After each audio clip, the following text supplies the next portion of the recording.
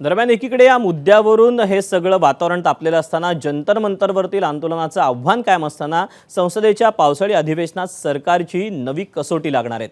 महत्त्वाकांक्षी मतदारसंघ पुनर्रचना आणि महिला आरक्षणासाठीचं घटना दुरुस्ती विधेयक या अधिवेशनात मंजूर करून घेण्याचं आव्हान हे मोदी सरकारसमोर आहे।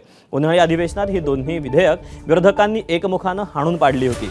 दरम्यान अधिवेशनात सरकारकडून 5 नवीन आणि 2 प्रलंबित विधेयकं मांडली जाणार आहेत, तर काँग्रेससह विरोधकांनी सरकारला विविध मुद्द्यांवर घेरण्याची जोरदार तयारी केली। नीट घोटाळा, पुनर्रचना विधेयक, बेरोजगारी, अयोध्येतील दानचोरी, इथेनॉल मिश्रित पेट्रोल अशा अनेक मुद्द्यांवर सरकारला घेरण्यासाठी विरोधकांनी कंबर कसली। त्यामुळे पावसाळी अधिवेशन वादळी ठरणार हे मात्र निश्चित।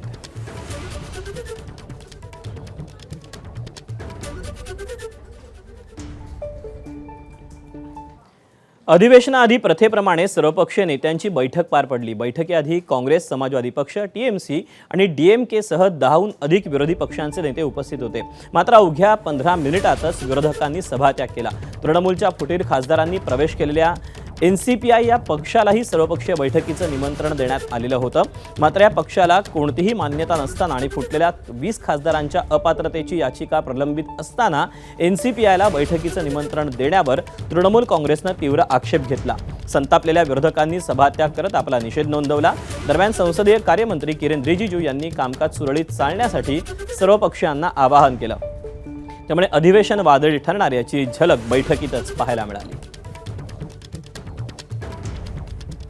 इंडियन नेशनल कांग्रेस, समाजवादी पार्टी, डीएमके, एनसीपी, शिवसेना यूबीटी, सीपीआई, सीपीएम, केरला कांग्रेस, जेएमएम, जितने सारे ऑपोजिशन पार्टीज थे, आम आदमी पार्टी, सारे हमारे साथ वॉकआउट करके प्रेस कॉन्फ्रेंस में थे आपके साथ।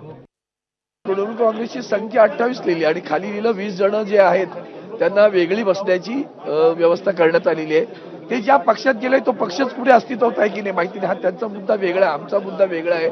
आमच्या मुद्द्यावर त्यांनी सुरुवातच अशी केलेली आहे की 6 जणांना आम्ही ॲफिलिएशन मान्य देते आणि त्या ॲफिलिएशननुसार आता ॲफिलिएशन हा शब्द कुठेही कायद्यात नाही ना की कुठल्या तरी पक्षाला ॲफिलिएट होणं, मर्जर, टू थर्ड हे सगळं त्याच्यामध्ये आहे। आणि 10व्या घटनेच्या 10व्या शेड्यूलमध्ये अशी कुठली तरतूद नसताना अशा लोकांना मान्यता देणं गैर आहे। आणि म्हणून आम्ही सगळ्यांनी आज ऑल पार्टी मीटिंगमध्ये वॉकआउट केलेलं आहे।